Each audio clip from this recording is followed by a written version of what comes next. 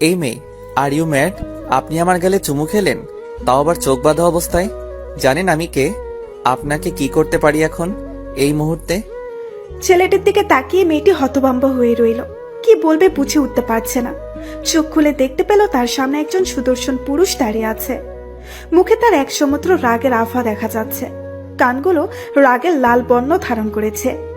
লোকটির রাগ দেখে মেয়েটির এবার ভয় লাগলো মনে মনে, কিন্তু সেটা নিজের ভেতরে রেখে জোরপূর্বক হাসি টেনে বলল, আসলে আমি সরি।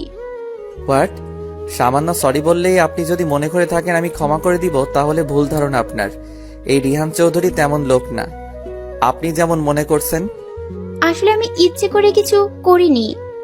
I know.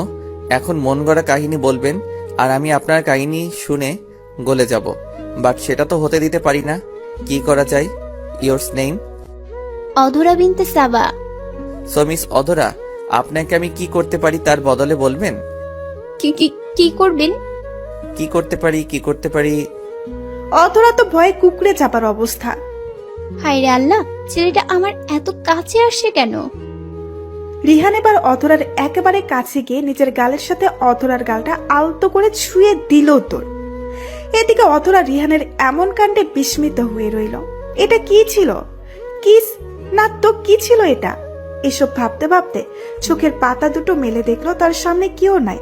অধরা তো এদিক ওদিক তাকিয়ে খুঁজছে লোকটিকে, কিন্তু খুঁজে পাচ্ছে না।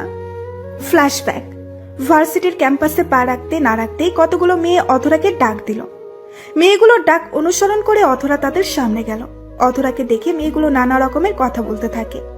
মেয়েদের ড্রেস দেখে তো অধরা মনে মনে বলতে থাকে, ছি, এগুলো কি পড়ছে? পাশে থাকে একটি মেয়ে বলে উঠল, যদি পার্ট 2 চাও তাহলে ফলো দিয়ে পাশে থাকো।